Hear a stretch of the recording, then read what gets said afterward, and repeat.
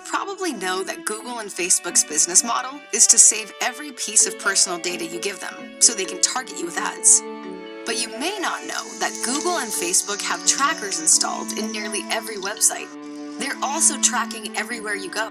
Every bit of data they collect gets added to the profile they have of you. And even creepier still, your profile also includes every connection they can find, everyone you know, and how you know them. Every new way they prompt you to engage helps them spy on you, intruding more and more into your life, until they know every private message you send, every dollar you spend, everything. There's only one way for Google to go: lower, dirtier, creepier, and more invasive, until they have their grimy fingers in every part of your private life.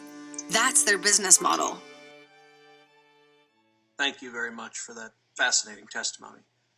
Senator Blackburn has asked that she might go earlier, so I'll yield my time to her and I'll ask my questions later in this round. Thank you, Mr. Chairman. I appreciate that. We've got a telephone town hall with Tennesseans, but I did not want to miss hearing your testimony because I think this is a tremendously important topic and one that time has arrived for Congress to take some action and to focus on appropriate light touch regulation to hold big tech responsible. And Mr. Epstein, Dr. Epstein, I agree with you.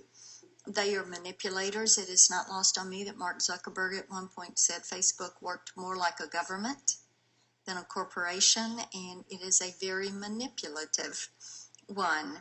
And Dr. Tripodi, I will tell you, I agree with you too. They're nothing but big advertising companies, and you know their business model is pretty much built on greed.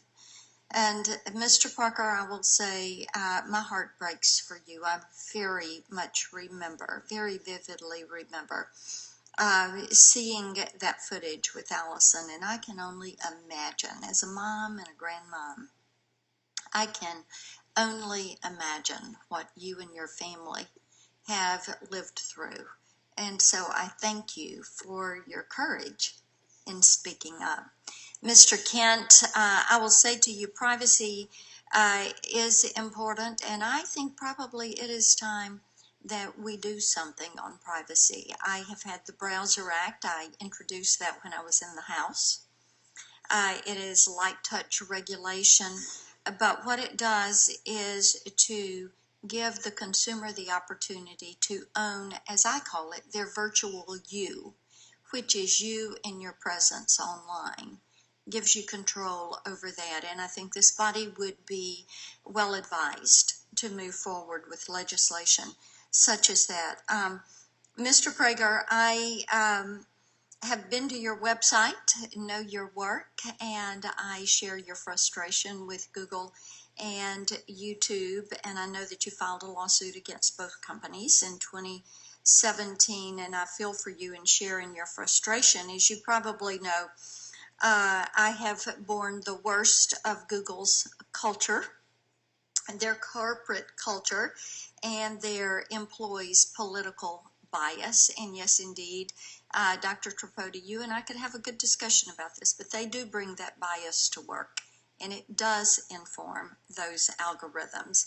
And one of their senior engineers actually singled me out for my political views and then doubled down on that. And then Google came along and refused to put up an ad from the Tennessee Republican Party in support of my campaign. So is there bias? Yes. Have I experienced firsthand?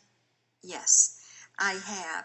And but Mr. Prager, I've got just a couple of questions before we move on, and I want to go through these quickly. How did Google and YouTube's censorship harm your ability to communicate your message online? Well, it's fairly evident if things cannot be seen by any family that restricts pornography and violence, if no school can see it, by definition, if it's on the restricted list, if no library can show it, that's a very serious restriction, especially given that our target audience is young people. So they're depriving us of the very people that we most want to touch with our message. So that's pretty dramatic. And And so how did your viewership go down after they restricted you? Well, I can't give you a number, obviously. There's no way of knowing what number of people are in homes that have already have filters and don't even therefore know about a video because it just can't be accessed. We know that many teachers try to show our videos in classes, and they can do it on their own, but they can't do it through the school. What explanation has Google given you for the restrictions? Well, you used the great word frustration. We have gotten none.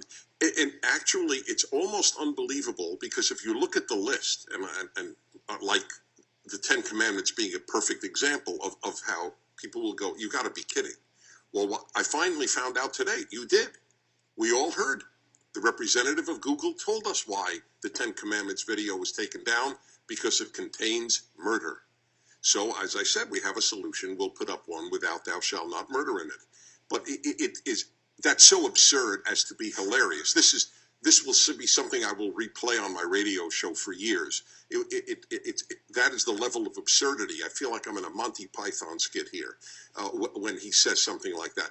The only possible explanation for all of this is they don't like PragerU because we're a very, very influential conservative voice touching a lot of lives. There is no other explanation. I thank you all. My time's expired, but thank you for your attention to the issue. Thank you. And Mr. Chairman, thank you for the focus on this. I yield my time. Thank you.